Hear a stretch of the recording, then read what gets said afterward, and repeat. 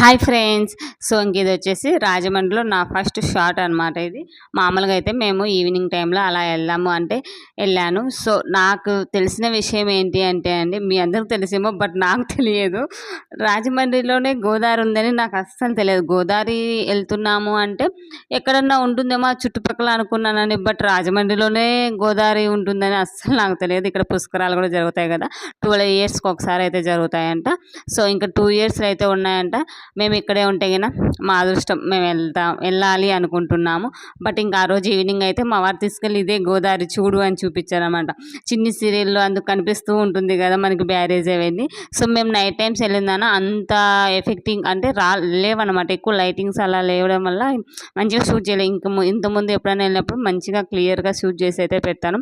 చాలా అంటే చాలా బాగుందండి. అసలు ఇంకా ఆ రోజు అయితే నా సంతోషానికి హద్దులు లేవని చెప్పొచ్చు అనమాట. హద్దులు లేవని చెప్పొచ్చు. అంత హ్యాపీగా ఫీల్ అయ్యాను.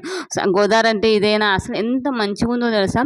చుట్టూ టెంపుల్స్, ఎంత మంది జనం ఉన్నారంటే ఇంకా ఈవినింగ్ అయిందంటే కనుక ఫుల్గా అక్కడికి వెళ్ళి కూర్చుంటా అంటే చాలా బాగుందండి. చాలా మంచిగా అనిపించింది అనమాట. చుట్టూ గుళ్ళు ఉన్నాయి, గోదావరి చుట్టూ గుళ్ళు ఉన్నాయి అనమాట. దగ్గర దగ్గర ఒక 10-12 గుళ్ళు అయితే ఉన్నాయంటే ఇంకా నేనైతే అవన్నీ షూట్ చేయలేదు, నైట్ కాబట్టి అంత కనిపించలేదు అనమాట. సో మేము అలా వెళ్ళి చూసుకొని అక్కడ షాట్ అనేది ఇలా అయితే కనుక తీసాను.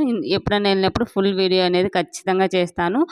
మీరు కూడా చూడండి. చూడని వాళ్ళు ఉంటారు కదా, గోదావరి అంటే మా సైడ్ మేము ఎప్పుడూ చూడలేదు. ఫస్ట్ టైం నేను గోదావరి చూడడము చాలా హ్యాపీగా అనిపించింది అనమాట. ఆ రోజు అయితే నిజంగా ఎందుకో కొంచెం డిస్టర్బ్గానే ఉన్నాను. సరే ఎందుకు అలా మూడీగా ఉంటామంటే, అంటే వచ్చిన కొత్తలో కొంచెం ప్లేస్ అడ్జస్ట్మెంట్గా ఉంటుంది కదా, సో అలా కొంచెం డిస్టర్బ్గానే ఉన్నాను అనేసి మా వారైతే తీసుకెళ్ళారు. చూశారు కదా ఎంత పెద్ద శివలింగము. అసలు ఈ నైట్ అయిందని అంత క్లారిటీగా లేదు కానీ ఎంత పెద్దగా ఉందండి శివలింగం అయితే కనుక. చాలా బాగుందనమాట. పుష్కర ఘాట్ అనేసి ఇక్కడ నుంచి ఎంట్రన్స్ ఉంటుంది. మేమైతే ఇంతకుముందు వెళ్ళింది లాస్ట్ నుంచి వచ్చాము. So next